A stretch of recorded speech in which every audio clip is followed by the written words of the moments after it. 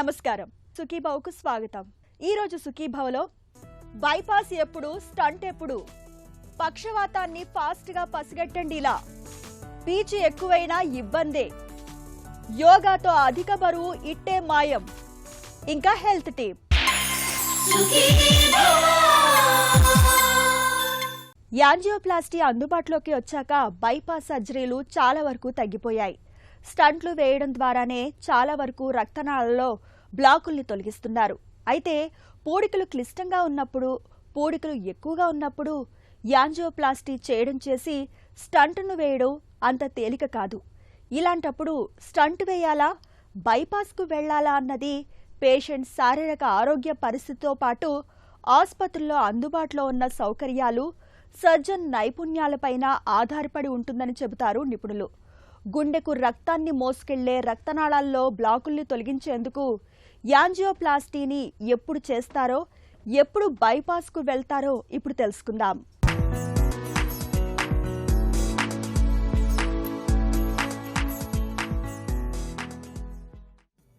గుండె మన శరీరంలోని అణువణువుకు ప్రాణప్రదమైన రక్తాన్ని సరఫరా చేసే ఒక సజీవ యంత్రం.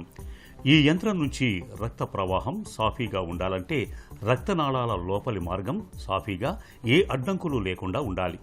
రక్తనాళాల్లో పూడికల్లాంటి అడ్డంకులు ఏవైనా ఏర్పడితే అవి నేరుగా గుండె మీద, అంతిమంగా మనిషి ప్రాణాల మీద ప్రభావం చూపిస్తాయి. గుండె రక్తనాళాల్లో అడ్డంకులు ఏర్పడినప్పుడు వాటిని తొలగించటానికి ఒకప్పుడైతే ఛాతీని తెరిచి బైపాస్ సర్జరీ చేయటం మినహా మరో పరిష్కారం ఉండేది కాదు. అయితే యాంజియోప్లాస్టీ అందుబాటులోకి వచ్చాక ఇవాళ చాలా తేలికగా స్టెంట్లను వేసి రక్తనాళాల్లో బ్లాకుల్ని సులువుగా తొలగిస్తున్నారు డాక్టర్లు. అయితే కొన్ని సందర్భాల్లో, ముఖ్యంగా రోగిలో తీవ్రస్థాయి సమస్యలు ఉన్నప్పుడు తప్పనిసరిగా బైపాసుకు వెళ్లాల్సి ఉంటుంది. బైపాస్ స్టంట్ అనేది మనం ఇందాక మాట్లాడుకున్నట్టుగా హార్ట్ టీమ్ అప్రోచ్. ఈ టీమ్ అప్రోచ్లో ఈ హార్ట్ టీంలో ఇంటర్వెన్షనల్ కార్డియాలజిస్ట్, క్లినీషియన్, బైపాస్ చేసే సర్జన్, ఎనస్థెటిస్ట్ అందరూ ఉంటారండి. సో మేము కంబైన్డ్గా తీసుకునే decision, so for the next 5 to 10 years పేషెంట్కి ఏది బెటర్గా ఉంటుంది, ఈ బ్లాకేజ్ దృష్ట్యా ఈయనకి ఈ కోమాబిలిటీస్ ఉన్నాయి, ఇంత వయస్సు అనే దాన్ని చూసుకొని సో ఫైనల్గా డెసిషన్ చెప్తామండి. In a non emergency setting, ఈ ఎమర్జెన్సీ సెట్టింగ్లో always primary angioplasty better for the life saving. ఒక పేషెంట్ లైఫ్ సేవ్ చేయడానికి మనం ఎమర్జెన్సీగా యాంజియోప్లాస్టీ చేస్తాం. నాన్ ఎమర్జెన్సీ సెట్టింగ్ యాంజియోగ్రామ్ అయిపోయిన తర్వాత వాళ్ళకు ఉన్నటువంటి బీపీ, షుగరు, సో ఇంకా వేరే ఏదైతే కొలెస్ట్రాల్ లెవెల్స్, వయస్సు, వాళ్ళకు ఉన్నటువంటి దీర్ఘకాలిక వ్యాధులు ఏదైనా ఉంటే అవన్నీ కన్సిడర్ చేసుకొని ఆ బ్లాకేజెస్ కూడా ఎంత ఎక్కువ ఉన్నాయి, ఏ నరాల్లో ఉన్నాయి, ఏ లొకేషన్లో ఉన్నాయి, ఎంత తీవ్రతను బట్టి తట్టుకుంటాడా లేదా bypass, he will fare well or good on bypass or not, ఇవన్నీ కన్సిడర్ చేసి సింటాక్స్ స్కోర్ చూసి ఏదైతే అతనికి మంచిగా బెటర్గా ఉంటుందో for the next 5 years or 10 years అదంతా మన మైండ్లో పెట్టుకొని మనం నిర్ధారిస్తాం ఎవరికైతే ఇది బెటర్గా ఉంటుంది. ఇది బైపాస్ అయితే బైపాస్, స్టంట్స్ అయితే స్టంట్స్. గుండెకు రక్తాన్ని మోసుకెళ్లే రక్తనాళాల్లో అడ్డంకుల్ని తొలగించడానికి యాంజియోప్లాస్టీ చేసి స్టెంట్ వేయటం అనేది ఒక చక్కటి పరిష్కారం. అయితే రోగిలో తీవ్రస్థాయి సమస్యలు ఉన్నప్పుడు యాంజియోప్లాస్టీ చేయటం అంత తేలిక కాదు. క్యాత్ ల్యాబ్ అందుబాటులో ఉన్నప్పటికీ హార్డ్వేర్ ఉపకరణాలు కూడా అందుబాటులో ఉండాలి. Imaging, intravascular ultrasound, CTO hardware, bifurcation hardware ఇవన్నీ ఉండాలి. హీమోడైనమిక్ సపోర్ట్ సిస్టమ్ ఉండాలి. గుండె ఉన్నట్టుండి ఆగిపోయినప్పుడు పల్స్ రేటు, బీపీ తదితర వైటల్స్ని అదుపులో ఉంచడానికి హీమోడైనమిక్ సపోర్ట్ సిస్టమ్ అవసరం. అలాగే లెఫ్ట్ మెయిన్ కరోనరీ ఆర్టరీ రెండుగా విడిపోయే చోట బ్లాకేజ్ ఉన్నప్పుడు అక్కడ స్టెంట్ వేయటం కంటే బైపాస్ సర్జరీ చేయటం మేలు. యాంజియోప్లాస్టీ చేయటం వల్ల మళ్లీ బ్లాకులు వచ్చే అవకాశం ఉంటుంది.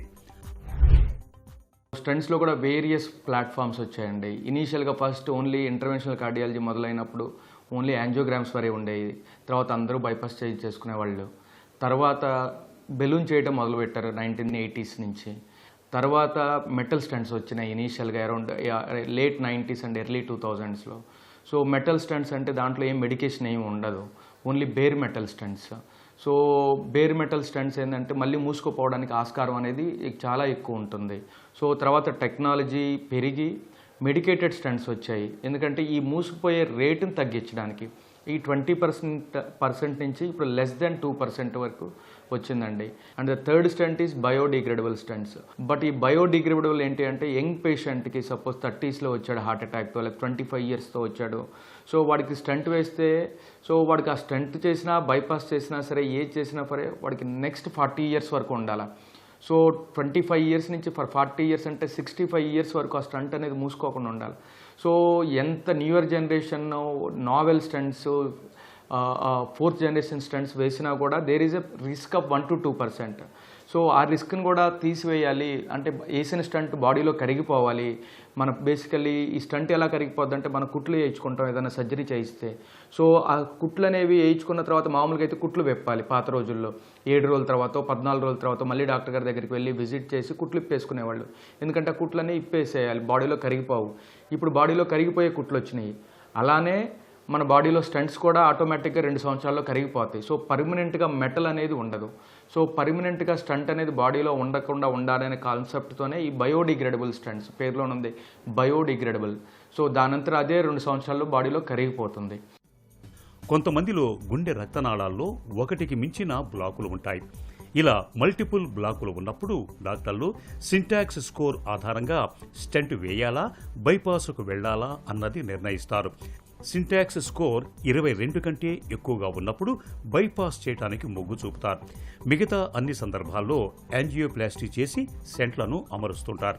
అయితే క్రానిక్ టోటల్ అక్లూజన్ అంటే రక్తనాళం 100% పూర్తిగా మూసుకుపోయినప్పుడు, అలా 3 నెలలకు మించి ఉన్నప్పుడు, కాల్షియం డిపాజిట్ అయి రక్తనాళం గోడ బాగా గట్టిపడిపోయినప్పుడు యాంజియోప్లాస్టీ చేయటం కష్టతరంగా ఉంటుంది. ఇలాంటప్పుడు క్యాథ్ ల్యాబ్తో పాటు ఇమేజింగ్ హార్ట్వేర్ పరికరాలతో పాటు హీమోడైనమిక్ సపోర్ట్ సిస్టమ్ ఉన్న ఆసుపత్రుల్లో 80% సక్సెస్ ఉన్న సర్జన్ల నేతృత్వంలో యాంజియోప్లాస్టీ చేయించుకోవటం అన్ని విధాలా మేలు. ఒకసారి స్టంట్ వేయించుకున్నా బైపాస్ చేయించుకున్నా సరే బ్లడ్ థిన్నర్ ట్యాబ్లెట్స్ రెగ్యులర్గా వేసుకోవాలి. రక్తం పలుచబడే ట్యాబ్లెట్లు వేసుకోవడం వల్ల ఆ స్టంట్ అనేది మూసుకుపోవడం, క్లాట్స్ అనేవి ఫామ్ అవ్వడం అనేది తగ్గుద్ది. దాంతోపాటు మనకున్నటువంటి జబ్బులు, వేరే దీర్ఘకాలిక వ్యాధులు, డయాబెటీస్ కానీ, లేకపోతే కొలెస్ట్రాల్ లెవెల్స్ ఎక్కువ ఉండడం కానీ, బీపీ ఎక్కువ ఉండడం వల్ల కానీ, లేకపోతే ఆల్కహాల్ తీసుకునే అలవాట్లు ఉన్నా, స్మోకింగ్ ఉన్నా సరే ఇవన్నీ కంట్రోల్లో పెట్టుకోవాలి. ఎందుకంటే ఇవన్నీ కంట్రోల్లో లేవు కాబట్టే మనకి ఇనీషియల్గా బ్లాకేజ్లు వచ్చి మనకి హార్ట్ అటాక్ వచ్చింది. సో స్టంట్ వేయించుకున్న తర్వాత కానీ, బైపాస్ అయిపోయిన తర్వాత కానీ మళ్ళీ ఇవే కంటిన్యూ చేస్తాను అంటే స్టంట్లు మూసుకుపోతాయి, బైపాస్ వేసిన గ్రాఫ్ట్స్ మూసుకుపోతాయి, మళ్ళీ పేషెంట్ వస్తాడు బ్లాకేజీలతో. సో అలా రాకుండా ఉండడానికి ఇన్ని జాగ్రత్తలు తీసుకుంటా, తినే ఆహారపు అలవాట్లో ఎక్కువ కొవ్వు పదార్థాలు తీసుకోకుండా, షుగర్ కంట్రోల్లో ఉంచుకుంటూ, ఫ్రెష్ ఫ్రూట్స్, వెజిటబుల్స్ తింటా, so regular diet and exercise చేస్తూ ఉంటుంటే బెటర్గా ఉంటారండి ఇప్పుడు స్టంటింగ్లు అయిపోయిన తర్వాత. గుండె జబ్బుతో బాధపడుతున్న వారిలో కొంతమందిలో రక్తనాళాల్లో బ్లాకులతో పాటు గుండె పంపింగ్ కూడా చాలా బలహీనంగా ఉంటుంది. ఇలాంటి వారికి సర్జరీ చేయాల్సి వచ్చినప్పుడు హీమోడైనమిక్ సపోర్ట్ చాలా అవసరం. ఇలాంటి రోగులకు అన్ని సౌకర్యాలు ఉన్న అధునాతన ఆసుపత్రుల్లో బైపాస్ అవసరం లేకుండానే యాంజియోప్లాస్టీ సాయంతో రక్తనాళాల్లో పూడికల్ని తొలగించవచ్చు. ఇవన్నీ లేనప్పుడు బైపాస్ సర్జరీకి వెళ్లటమే మంచిది.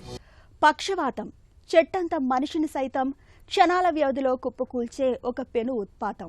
అయితే ఈ వైపరీత్యం ఉన్నట్టుండి వచ్చిపడేదేమీ కాదు. పక్షవాతం రావడానికి కొన్ని గంటల ముందు నుంచే మన ఒంట్లో దాని తాలూకు అనుమానిత లక్షణాలు కనిపిస్తుంటాయి. అయితే అవగాహన లేకపోవడంతో వాటిని మనం గుర్తించలేకపోతుంటాం. అయితే ఇంగ్లీష్ పదమైన ఫాస్ట్లోని ఒక్కో అక్షరాన్ని అది తెలియజేసే లక్షణాలను గుర్తించుకోవడం ద్వారా పక్షవాతాన్ని మనం ముందుగానే పసిగట్టవచ్చు. ఫాస్ట్ పదం తెలియజెప్పే లక్షణాల గురించి ఇప్పుడు తెలుసుకుందాం.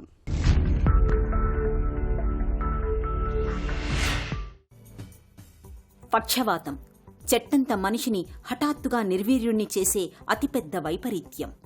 ఒంట్లో సగభాగం చచ్చుబడి కాలు చెయ్యి ఆడక, నోట మాట రాక ఆ మనిషి అనుభవించే దురవస్థకు అంతుండదు. పక్షవాతం గురించి మామూలు మాటల్లో చెప్పాలంటే మన ఇళ్లలోని నీళ్ల పైపుల్లో తలెత్తే సమస్య లాంటిదే. ఇళ్లల్లో నీళ్ల గొట్టాల్లాగానే మన మెదడులో రక్తనాళాలుంటాయి. ఇంటి గొట్టాల్లో నీళ్లు ప్రవహిస్తుంటే ఈ మెదడులోని నాళాల్లో రక్తం ప్రవహిస్తుంటుంది. ఇవి కీలక మెదడు భాగాలకు నిరంతరం రక్తం అందిస్తుంటాయి. ఈ రక్తనాళాలు ఎక్కడన్నా పూడుకుపోయినా, లేక ఇవి ఎక్కడన్నా పగిలిపోయినా మెదడులో హఠాత్తుగా పక్షవాతం రూపంలో అతిపెద్ద ఉపద్రవం తలెత్తుతుంది. మన శరీరంలో అత్యంత కీలకమైన మెదడుకు రక్తాన్ని మోసుకెళ్లే రక్తనాళాల్లో ఎక్కడైనా ఏ చిన్న అవరోధమో ఆటంకమో ఎదురైనప్పుడు పక్షవాతం రూపంలో మనిషికి పెను ప్రమాదం ముంచుకొస్తుంది. పక్షవాతం తీవ్రతను బట్టి కాళ్ళు చేతులు స్వాధీనం తప్పడం, మాట పడిపోవడం, ఆలోచనలు జ్ఞాపకాలకు సంబంధించిన సమస్యలు తలెత్తుతాయి. పక్షవాతం తాలూకు ఈ సమస్యల తీవ్రతను తగ్గించుకోవాలన్నా, అసలు పక్షవాత ప్రభావం ఏమాత్రం లేకుండా బయటపడాలన్నా సాధ్యమైనంత త్వరగా, అంటే పక్షవాతం ఆనవాళ్లు మొదలైన 4-5 గంటల్లోగా ఆస్పత్రికి చేరుకుని వైద్య సాయం పొందాలి. ఇక తొలి గంటలోపే ఆస్పత్రికి చేరగలిగితే మరీ మేలు. ఈ గోల్డెన్ అవర్లో వైద్య సాయం అందితే పక్షవాతం ప్రభావాన్ని చాలా వరకు తగ్గించవచ్చని చెబుతారు డాక్టర్లు. పక్షవాతాన్ని మనం గుర్తుపట్టేందుకు ఆంగ్లంలో ఫాస్ట్ అని ఒక చక్కటి సూత్రం ఉంది. ఎఫ్ అంటే ఫేస్. పక్షవాతం వచ్చే ముందు ముఖంలో కొన్ని రకాల మార్పులు చోటు చేసుకుంటాయి. ఒకవైపు ముఖమంతా బిగదీసుకుపోతుంటుంది. నవ్వమని చెబితే నవ్వలేరు. ఇక ఏ అంటే ఆర్మ్స్, అంటే చేతుల్లో మార్పు. 2 చేతుల్లో ఏదో ఒకటి స్వాధీనం తప్పుతున్నట్లుగా అనిపిస్తుంది. చేతుల్ని పైకి లేపలేకపోతుంటారు. ఎస్ అంటే స్పీచ్, మాట తడబడుతుంటుంది. అస్పష్టంగా మాట్లాడుతుంటారు. ఇక చివరిగా టీ అంటే టైం. ముఖంలో, చేతుల్లో, మాటల్లో ఇందాక మనం చెప్పుకున్న లక్షణాల్లో ఏ ఒక్కటి కనిపిస్తున్నా ఆలస్యం చేయకుండా వెంటనే సదరు వ్యక్తిని ఆస్పత్రికి తీసుకెళ్లాలి. పీచు పదార్థం మన ఆరోగ్యానికి ఆరో ప్రాణం లాంటిది. ఇందులో మరో మాటకు తావులేదు. మలబద్ధకం మొదలుకుని గుండె జబ్బుల నివారణ వరకు ఎన్నో రకాల సమస్యలను నివారించడంలో పీచు పదార్థం మనకు ఎంతగానో సహాయపడుతుంది. అయితే ఆరోగ్యకరమని ఇవాళ మనలో చాలా మంది పీచుని అతిగా తీసుకుంటున్నారు. ఫైబర్ సప్లిమెంట్లను సైతం వాడుతున్నారు. ఫైబర్ మాక్సింగ్గా పిలిచే ఈ రకమైన ధోరణి ఎంతమాత్రం సరికాదని, ఒంట్లో పీచు ఎక్కువైతే అనర్థాలు తప్పవని హెచ్చరిస్తున్నారు నిపుణులు. పీచు పదార్థాన్ని అతిగా తీసుకోవడం ఎందుకు మంచిది కాదో ఇప్పుడు తెలుసుకుందాం.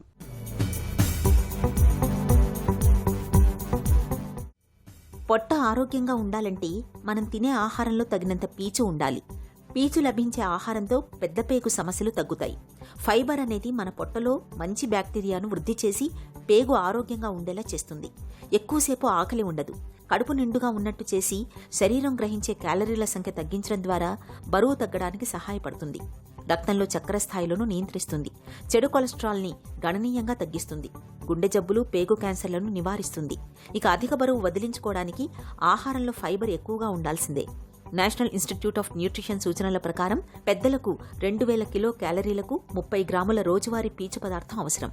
అదేవిధంగా 1 నుంచి 3 సంవత్సరాల చిన్నారులకు 15 గ్రాములు, స్కూలుకు వెళ్లే పిల్లలకు 20 గ్రాములు, హైస్కూలుకు వెళ్లే విద్యార్థులకు 25 గ్రాముల చొప్పున ప్రతిరోజు ఫైబర్ అందాలి. అయితే ఆరోగ్యకరమనే పేరుతో అధిక మొత్తంలో పీచు పదార్థాన్ని తీసుకుంటే మనకు లాభం కంటే నష్టమే ఎక్కువని చెబుతారు నిపుణులు. అంతకు మించి పీచును తీసుకుంటే శరీరానికి సమస్యల ముప్పు పెరిగినట్టే. పీచు పదార్థం కోసం కొందరు పౌడర్స్, సప్లిమెంట్లను వాడుతుంటారు. ఇవి పూర్తిగా సురక్షితం కాదని గుర్తుంచుకోవాలి. మోతాదు మించి ఫైబర్ సప్లిమెంట్లు తీసుకుంటే పొట్టలో ఉబ్బరం, గ్యాస్, కడుపు నొప్పి, మలబద్ధకం వంటి సమస్యలు తలెత్తే ప్రమాదం ఉంటుంది. ఫైబర్ తీసుకుంటున్నప్పుడు జీర్ణక్రియకు మద్దతుగా ప్రతిరోజు తగినంత నీరు, జ్యూస్ వంటి ద్రవాలు తీసుకోవాలి. అలా నీరు తీసుకోకపోవడం వల్ల పేగు చికాకు, పొత్తి కడుపులో నొప్పి, తిమ్మిరి వంటి సమస్యలు తలెత్తుతాయి. అంతేకాదు, తీసుకున్న ఆహారంలోని కాల్షియం, ఐరన్, జింక్ వంటి ముఖ్యమైన ఖనిజాలు గ్రహించడంలోనూ ఆటంకం ఏర్పడుతుంది. సిఫారసు చేసిన ఫైబర్ కంటే అదనంగా శరీరంలోకి వెళ్లటం వల్ల ఎలాంటి ప్రయోజనాలు ఉండవు. ప్రతివారం దినచర్యలో అత్యధిక ఫైబర్ ఉన్న ఆహారం ఒకటి చేర్చుకుంటూ రావాలి. శరీరం ఎలా స్పందిస్తుందో గమనించి క్రమంగా రోజువారీ ఆహారంలో తగినంత ఫైబర్ ఉండేలా చూసుకోవాలి. తగినంత పీచు కోసం ఉదయం అల్పాహారం బదులు ఓట్స్, చియా ఫుడ్డింగ్ తీసుకోవచ్చు. ప్లేట్లో బాదం, పిస్తా, స్నాక్స్లా తొక్క తీయని కీర, యాపిల్స్, క్యారెట్లు, బ్రకోలీ, కూరగాయలు ఉండేలా చూసుకోవాలి. చిక్కుళ్ళు, శనగలు, రాజ్మా, మొలకల్లో ఫైబర్ ఎక్కువగా ఉంటుంది. తృణధాన్యాలు, అవిసె, సబ్జా, గుమ్మడికాయ గింజలు, మెంతులు, వేరుశెనగలు, పొద్దుతిరుగుడు విత్తనాలు, బీన్స్, బఠానీలు, అవకాడాల్లో పీచు బాగా లభిస్తుంది. అధిక బరువును వదిలించుకునేందుకు మనలో చాలా మంది చాలా ప్రయత్నాలే చేస్తుంటారు. కొంతమంది డైటింగ్ బాట పడితే మరికొంతమంది జిమ్లలో చేరి కసరత్తులు చేస్తుంటారు. అయితే ఇసుమంతైనా బరువు తగ్గలేదని వాపోతుంటారు. ఇలా డైటింగ్లు, వ్యాయామాలు చేసినా బరువు తగ్గని వారికి యోగాతో చక్కటి ఫలితం ఉంటుందని చెబుతారు నిపుణులు. నిత్యం కొన్ని ప్రత్యేకమైన యోగాసనాల్ని సాధన చేస్తుంటే అధిక బరువును ఇట్టే వదిలించుకోవచ్చు. బరువును తగ్గించే యోగాసనాలు, వాటి సాధనలో మెలకువల గురించి ఇప్పుడు తెలుసుకుందాం.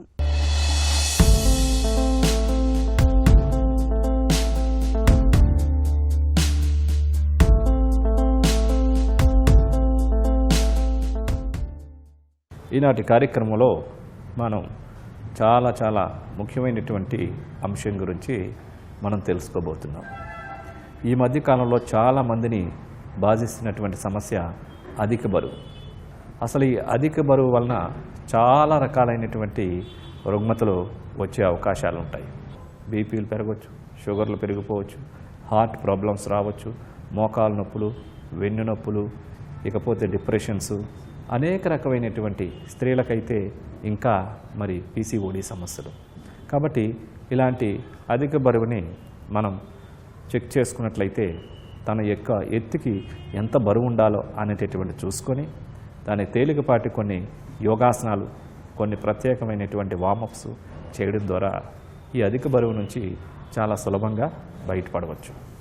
ఇందులో భుజంగాసనం, పర్వతాసనం ఈ రెండింటి యొక్క సమతుల్యతో చేసినటువంటి కాంబినేషన్తో చేసేటటువంటి ఈ రెండు ఆసనాలు తక్షణమే ముందు పొట్ట భాగం చుట్టూరు, పొట్ట చుట్టూరు ఉండేటటువంటి ఫ్యాట్ని తగ్గించడంలో చాలా అద్భుతంగా పనిచేస్తాయి. అదేవిధంగా సూర్యముద్ర ఫ్యాట్ని కరిగించడానికి, బరువు తగ్గించడానికి బాగా ఉపయోగపడేటటువంటి ఒక అద్భుతమైనటువంటి ఈ భుజంగాసనం, పర్వతాసనం, సూర్యముద్ర ఏ విధంగా చేయాలో ఇప్పుడు చేసి చూద్దాం. ముందుగా ప్రోన్ పోస్టర్కి రావాలి, బోర్లా పడుకోవాలి. రెండు చేతులు భుజాల కింద ఉంచాలి, అరిచేతులు నేలను తాకుతున్న విధంగా. పాదాలు రెండు జతలో ఉంటాయి, గడ్డం మాత్రం నేలకు తాకుతున్న విధంగా ఉంటుంది. ఈ స్థితిలో ఇప్పుడు శ్వాసను తీసుకుంటూ భుజంగాసన పోస్టర్కి రావాలి. హెడ్ రైజ్ చేస్తూ ఇప్పుడు ఈ స్థితి నుంచి శ్వాసను విడిచిపెడుతూ పర్వతాసన భంగికి రావాలి.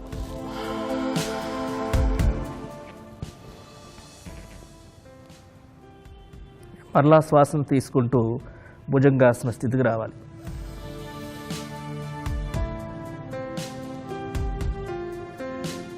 శ్వాసను విడిచిపెడుతూ పర్వతాసన భంగికి రావాలి.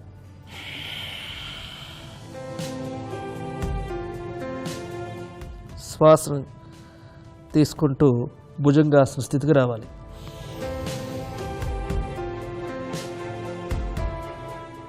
ఇప్పుడు శ్వాసను విడిచిపెడుతూ పర్వతాసన భంగికి రావాలి.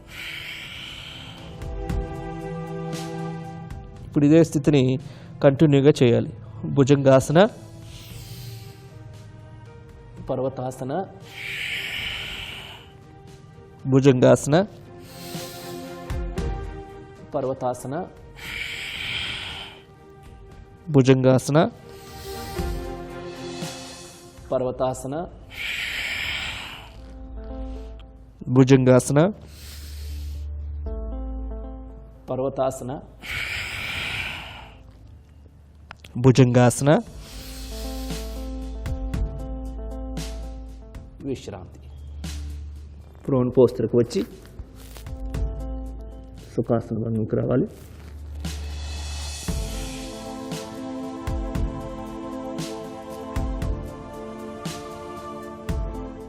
సూర్యముద్ర సుఖాసనంలో కానీ, వజ్రాసనంలో కానీ, పద్మాసనంలో కానీ, వీలు లేకుంటే కుర్చీలో కూడా కూర్చొని చేయవచ్చు ఈ ముద్ర. ఈ ముద్రని ప్రశాంతమైనటువంటి స్థితిలో చేసినట్లయితే శరీరంలో ఉండేటటువంటి ఫ్యాట్నంతటిని కూడా సులభంగా తగ్గించుకోవచ్చు. అరిచేతులు ఆకాశం వైపు చూస్తున్న విధంగా ఉండాలి. రెండు చేతులు మోకాళ్ళ పైన ఉంటాయి. ఈ స్థితిలో ఉంగరపు వేలును ఫోల్డ్ చేయాలి. ఉంగరపు వేలు యొక్క కొనభాగం అరిచేతిలో తాకే విధంగా ఉంచి బొట్టన వ్రేలుని ఆ ఉంగరపు వేలు యొక్క వెనక భాగాన్ని తాకించి ఉంచాలి. ఈ స్థితిలో చూపుడు వ్రేలు, మధ్య వ్రేలు, చిటికిన వ్రేలు స్ట్రైట్గా ఉంటాయి. ఎల్బోస్ రిలాక్స్గా ఉంటాయి. మోచేతులు వెన్ను నిటారుగా ఉండాలి. హెడ్ స్ట్రైట్గా ఉంచుకొని ప్రశాంతంగా కళ్ళు మూసుకొని ప్రాణిక్ బ్రీతింగ్ చేయాలి.